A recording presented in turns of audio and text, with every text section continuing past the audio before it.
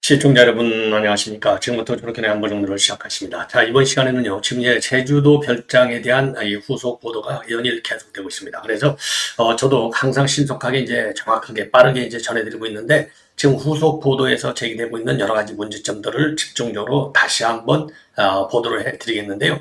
이번에는 중앙일보의 강찬석 논설위원이 펜앤마이크 TV에 나가서 한 발언을 보면은 이게 횡령 또는 배임 혐의가 있다. 그리고 본래 이게 이 송기인 신부가가 아니고 부산교구 소유로 돼 있었는데 요거를 어떻게 해서 문재인 딸이 이거를 샀느냐.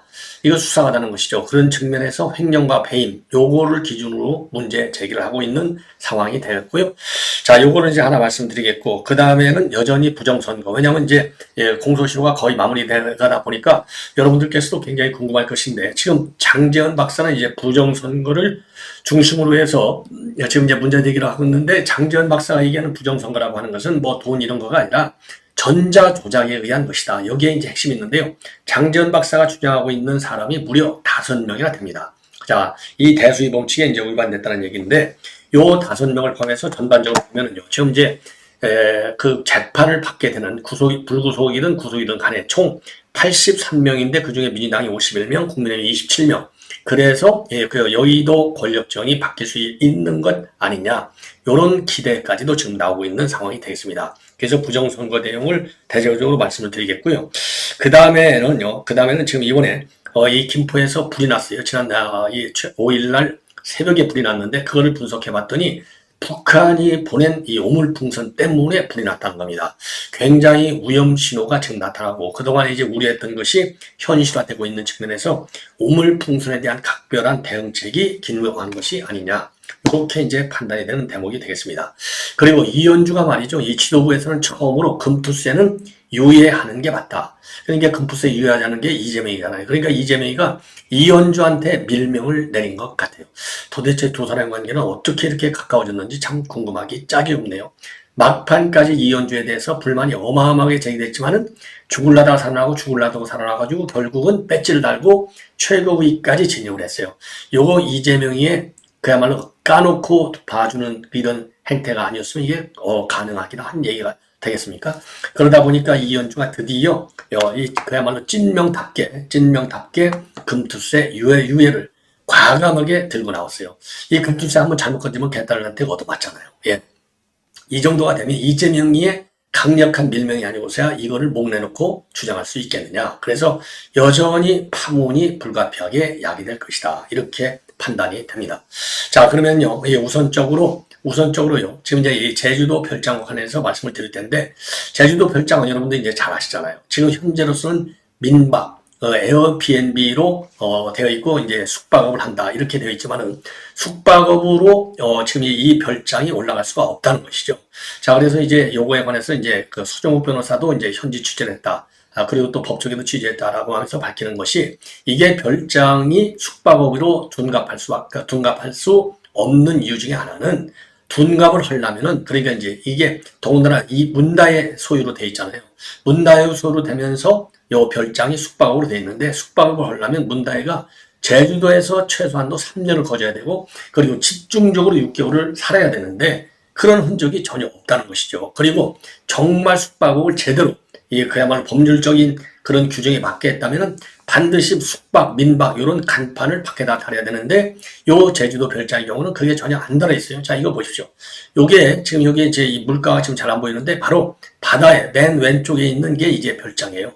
요 지금 이 제주 바다를 향하고 있어요. 굉장히 이게 이렇게 돼 아주 멋있게 돼 있어요. 근데 여기 뭐 아무런 사인이 없잖아요. 아무런 사인이. 여기 이제 숙박이라고 써붙여야 되는데, 그러니까 숙박 과정이 뭔가 석연치 않다. 이렇게 주장할 수 있는 결정적 대목이 이런 것이다. 그러니까 문다혜가 살지 않았다고 하는 점. 그 다음에는 숙박을 하려면 간판이 있어야 되는데 없다라고 하는 점. 그리고 직접 서 변호사가 자기가 한번 그 숙박하려고 전화를 걸었더니 또 일반 손님은 또 안 만난다는 거예요. 그래도 또 받은 경우도 또 있어요. 자, 그래서 이게 그야말로 문다혜와 문재인의 지인들만 이용하는 별장인지 아니 그 숙박업인지 이거 도대체 알아먹을 수가 없는 거예요. 정체가 불분명해. 그리고 이게 이제 숙박업으로 해놓으면은 재산세라든가 취득세가 어마어마하게 준다. 그래서 저게 이제 재산세가 한 8% 정도 줄어들고, 그리고 저 취득세가, 재산세는 한 연 4% 정도 준다. 그러면은 요게 도합 합치면은 이게 3억 8천으로 돼 있잖아요. 한 5천만 원 정도의 절세 효과가 있는 거예요. 그래서 이 숙박업으로 등록한 이게 참 대통령이 한 인간이 말이죠. 완전히 돈의 도예. 아니 그러니까 풍산케 한 달에 40만 원 자기 돈 안 쓰겠다고 버려버린 이 잔인한 인간이 누굽니까? 문재인이잖아요. 그리고서 그 풍산케 달력 내려가지고 돈벌이나 앵벌이 행태를, 참 이게 인간이 탈을 쓰고 말이죠. 예. 자, 이래서 요게 이제 논란이 많이 됐어요.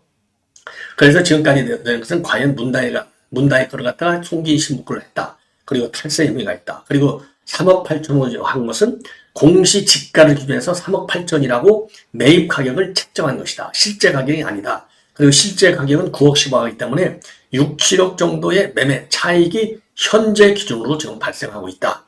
이런 지금 의혹이 제기됐는데, 강찬호 중앙일보 논설 의원이 펜앤마이크 TV에 나가서 한 얘기를 보면 그 정도가 아니고요. 지금 이제 이 노무현 때의 관보를 보면은 그 제주도 별장이 송기인 거가 아니고 부산 교국 거로 돼 있다는 겁니다. 그런데 왜 송기인 걸로 사기쳤는지, 그리고서 그 송기인은 또 왜 이거를 과연 문대한테 팔 수가 있는지, 부산 교국 거로 돼 있는데 이거 뭔가 속여치가 않다. 그래서 실제로 송기인 신부가 이걸 팔았다? 그러면은 횡령 또는 배임 혐의가 있을 수밖에 없다는 것이죠. 맞는 얘기죠. 자, 그래서 그리고 또 하나 이제 이 강찬호 논설위원이 중앙일보 문제 제기를 하고 있는 것은 윤건영이가 해명한 것도 석연치 않다는 겁니다. 왜 송기인 신부라고 하는 이름을 처음부터 못 대밀고 지인이라고만 밝혔느냐? 예. 이것도 뭔가 숨기려고 하는 것이 아니었었느냐? 이런 문제 제기를 하고 있어요. 자, 그러면은요, 이 윤건영이는 실질적으로 뭐라고 요거를 갖다가 이제 반박하고 있었냐? 우선요, 요거는 언론 플레이다. 검찰에서 노린 언론 플레이의 일종이다. 그리고 이 해당 주택은 문재인하고 가족들이 오랜 지인께서, 이 송기인 신부잖아요.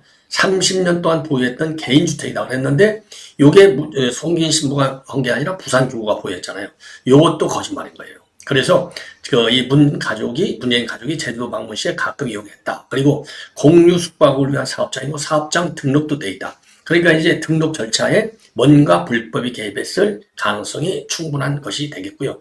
매입 자원과 관련해서는 문다혜가 가지고 있던 주택을 팔아서 충당했고, 매입 시기 역시 퇴임 후인 2022년도 7월인데 그래서 타이스테트 사건하고는 전혀 관계가 없다. 그래서 그럼에도 불구하고 직접 여기까지 압수수색한 거, 요게 언론 플레이고, 그리고 숙박업이라고 하는 그리고 별장이라고 하는 요것을 언론에 더 밝히려고 하는 것이 문제가 아니었냐. 그래서 이제 이 언론의 주목도를 높이겠다는 것이죠. 그래서 호기심 유발 보도를 지금 하고 있게 만들었다. 그래서 이거는 노무현 대통령의 사저를 365일 동안 24시간 촬영하며 사실상 스토킹 수준의 보도를 일삼았던 일과 비교를 하고 있습니다. 그래서 검찰의 언론 플레이는 전임 대통령에 대한 악의적 정치 탄압을 위한 수단이다. 이렇게 반발하고요. 조국도 마찬가지로 이거는 숙박업이다. 자, 그리고 이제 그 사위, 이걸 갖다가 문재인의 뇌물이라고 하는 거, 이거는 실정과 무능과 무책임을 가리려고 하는 윤 대통령의 악수다. 그리고 사위 볼급이 어떻게 장인이 받는 뇌물이라고 하는 거냐. 그리고 이거는 제2의 눈동시로 몰고 가기 위한 거짓, 언론 플레이에 불과하다. 요런 식으로 조국과 윤건영이가 적극적으로 요거를 탄을 지금 내세우고 있는 그런 상황이 되겠습니다. 자, 그래서 아직 송기인 신부 소유로 되어 있다라고 하는 그 별장, 요 의혹이 일파만파로 계속 커지고 있고, 지금 이제 또 어떤 문제가 있느냐? 그 법무법인 부산 지분의 22%가 이제 이 문재인 거였는데, 이 문재인이가 충분히 이 정도 살 수 있는 돈은 가지고 있다. 이 점을 또 강조하고 있어요. 자, 그리고 또 하나 이제 문제가 되는 것 중에 하나는 이제 송기인 신부가라고 가정한다면 이거는 실정법 위반, 금융실명자에서의 실정법 위반이 아니냐.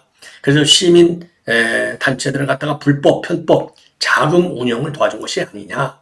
이런 문제 제기도 하고 있습니다. 그래서 이게 말이죠. 2009년도부터 이 문재인 일가가 이 별장을 계속 사용했다. 예, 이런 의혹이 제기되고 있습니다. 예. 자, 그래서 문다혜가 만약에 3억 8천을 지급했다고 한다면 누구에게 전달됐느냐 이거예요.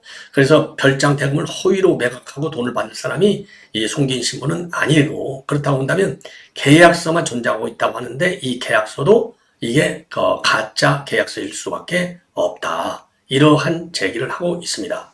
그리고 지금 이제 송기인 신부가 과거에 2005년도에 과거사 정리위원장을 할 때 그때가 이제 유일하게 감출 수 있을 때인데 그때 신고한 재산이 7억 7천만 원 정도가 된다는 겁니다.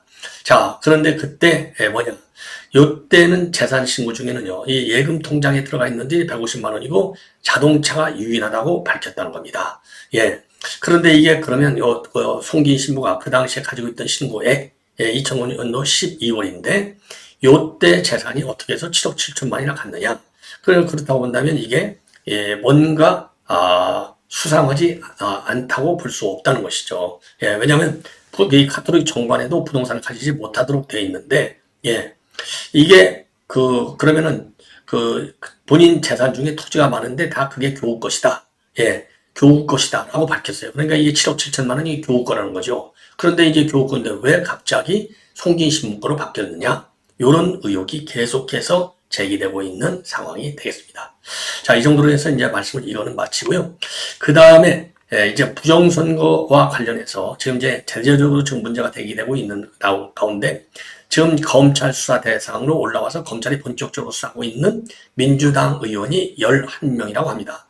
그래서 이상식이 최근에 이제 용인이죠. 이상식이 그 다음에 이제 정준호, 호, 그 다음에 이정현, 정동현, 뭐 많아요. 양문석, 이런 등등 11명이 지금 본격적으로 수사 대상에 올라와 있고요. 자, 그리고 지금도 이제 검찰, 경찰에서 같이 수사를 받고 있는 의원들, 요거를 전부 합치면은요, 어마어마하게 지금 많아요. 요 인원들이 무려 지금 이 총 83명이 되는데, 민주당에서 51명, 국민의힘에서 27명. 그래서 검찰에서 이제 법원으로 넘어가면 이게 결국은 상당수가 무더기로 기소가 되고 또 그 중에 상당수는 또 이제 이 당선 무효용도 가능하다는 것이죠. 자, 그래서 이 사법 리스크가 지금 현 22대 국회에서 어마어마하게 넘는데 300명 중에 27%가 사법 리스크를 안고 있다는 겁니다. 즉 선거법 위반 혐의로만도 27.7%가 된다. 어마어마하죠. 그럴 경우에는 이제 여의도 권력 지역에 상당한 변화가 있을 수 있다. 그래서 이번 재보궐선거를 계기로 해서 우리 국민의힘이 뒤집을 수 있는 아주 좋은 계기를 갖는 것이 아니냐, 이런 전망도 나오고 있습니다. 자, 그리고요, 그런 전망도 나오고 있고, 그 다음에 이제 또 하나는요, 이거는 이제 장제원 박사 부정선거를 갖다가 전산 조작이다, 조작에 의한 부정선거다, 요거를 대대적으로 캠페인 벌이고 있는, 그리고 이제 법률 소송까지 하고 있는 분이 장제원 박사인데 5명이 지금 가짜로 배지를 달고 있다, 이렇게 주장하고 있어요. 누구냐? 하남시을에 있는 김용만, 그 다음에 청주 서원구에 있는 이광희, 청주 상당구에 있는 이강일, 그리고 인천 종구 미추홀갑에 있는 허종석, 그리고 충북 증평 진천 음성의 이모선. 왜 그러냐? 이 본투표 투표율하고 사전투표 투표율이 약 10% 차이가 나는데 이거는 명확히 대수의 법칙에 어긋난다는 겁니다. 자, 그래서 완전히 사전투표에 전산이 조직이 있었다, 사전투표에 전산 조작이 있었다는 굉장히 중요한 증거이기 때문에 오로지 서버 압수수색과 포렌식만을 통해서 이 전산 조작에 의한 사전 선거 조작, 요거가 있다고 볼 수밖에 없기 때문에 반드시 서버를 압수수색하도록 압박을 가야 되겠고, 요런 내용은요, 지금 이제 김지훈 검사가 요거를 수사하고 있기 때문에 김지훈 검사를 단일 창구로 해서 관련 제보를 계속해 주자, 이러한 주장을 내놓고 있어요. 자, 그래서 이런 재보궐선거 그리고 검찰의 수사가 이제 지속되고 있다 보니까 지금 이제 죄송합니다. 자, 이 민주당에서 말이죠, 더 강하게 방탄 입법을 내놓고 있어요. 그래서 요게 주로 이제 이 관련 법 위반 사실이 있는 사람들이, 검사들이 중심이 돼서 화이트 칼라 범죄 불구속법, 검찰 수사 조작 방지법, 별건 수사 금지법, 피의 사실 공보 금지법, 검사 성적 그다음에 매기기법, 수사기관 무고화법, 그다음에 특검 임명법, 이런 모든 악법을 다 만들어 놓고 있는 게 바로 민주당입니다. 그래서 요 재벌선거를 앞두고 있는 상황에서, 왜냐하면 이 재판, 그 다음에 이 검찰 수사, 요것을 반드시 거쳐야 되잖아요. 그러니까 요 수사의 예봉을 피하겠다, 막겠다, 그런 취지로 저런 방탄 입법을 다양하게 지금 만들어 놓고 있는 게 민주당이 되겠습니다. 자, 이번에는요, 지금 오물풍선과 관련해서 이게 과거에, 지금 우리 국민들이 어려우는 게 거기다가 무슨, 화학 테러를 하면 어떻게 할 것이냐. 근데 지금 불을 지르는 이 기폭 장치를 내놨어요. 이게 이번에 이제 그 화재 현장에서 발견된 잔재가 되겠습니다. 그리고 이게 화재 현장에서 발견된 오물풍선 속에 있는 타이머, 이 기폭 장치가 되겠습니다. 자, 그래서 그동안에 우려했던 내용들은 이제 현실화되고 있다. 이런 점에서 더 우려가 커지고 있어요. 요거는 지금 언제 나타났느냐?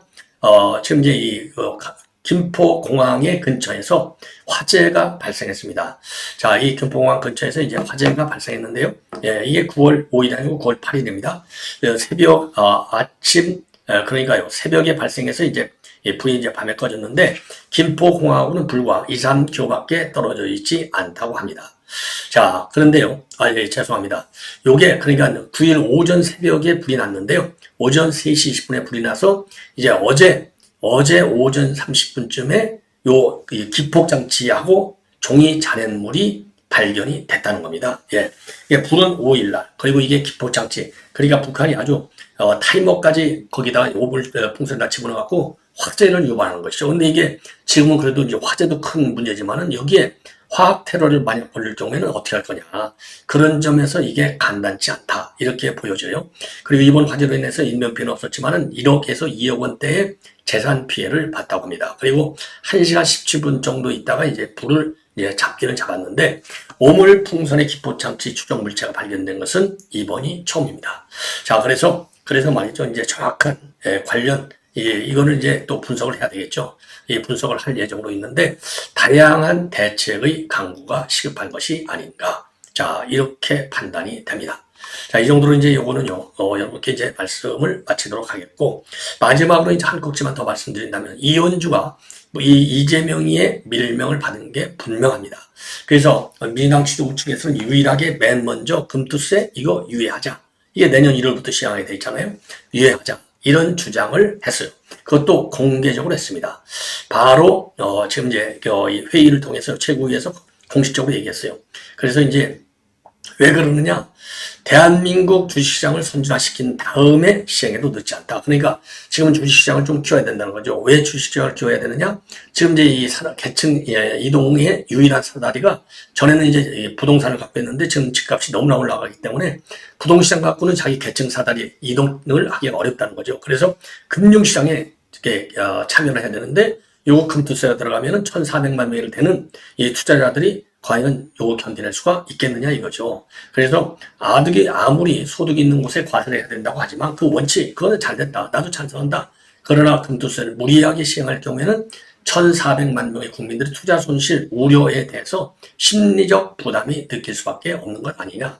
더군다나 현재 주식시장을 보면 17년째 2,000대 이 박스권이 지금 묻혀 있고, 코리아 디스카운트에서 국내 기업의 이 가치도 저평가되어 있는데, 이런 상황에서 지금 금투세를 시행할 경우에는 결국 주식시장 이 활성화에도 상당한 장애를 주는데, 이거는 우리 민주당의 정책적 목표, 주식시장을 육성하고 활성화한다는 이 정책시장, 이 민주당 정책의 목표에도 반하는 것이다. 이러한 주장을 하고 있습니다.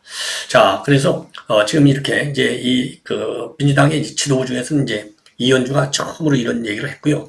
민주당의 의원 중에서 친명계 초선으로 분류되는 이현희도 금투세 논쟁, 요거는 유예해야 된다. 이런 주장을 했습니다.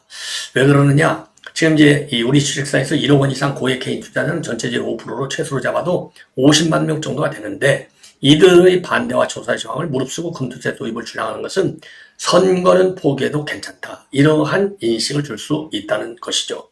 그리고 이소영 의원도 금투세 도입에 대해서는 강하게 그동안에 반대를 해왔습니다. 자, 그러나 진성준은 여전히 지금 금투세는 시행돼야 되고, 일부 그동안에 민주당에서 주장했던 내용보다는 조금 완화한 식으로 계속 시행은 해야 된다. 이런 주장을 굽히지 않고 있어서 지금 민주당 내에서 이 금투세 도입 여부를 가지고 지도부와 그리고 이제 개딸들 간에 상당한 이 경론이 벌어질 가능성이 커지는 것이 아닌가, 이렇게 판단이 됩니다. 시청자 여러분, 이렇게 해서 본 방송을 마치겠습니다. 대단히 고맙습니다.